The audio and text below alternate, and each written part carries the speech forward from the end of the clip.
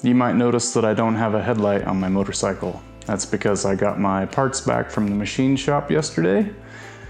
And here is my custom headlight housing.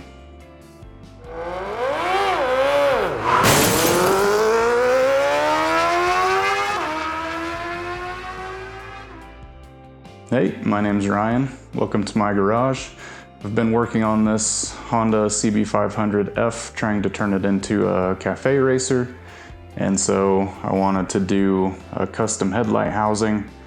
And I know that in the last video I said that I was going to show this old headlight mount versus a different one that I was going to design in Fusion 360. But I guess since I already have the parts here, let's just get it put on and skip that bit for now. I talked all the way through the last video, so I figured I'd do the opposite on this one.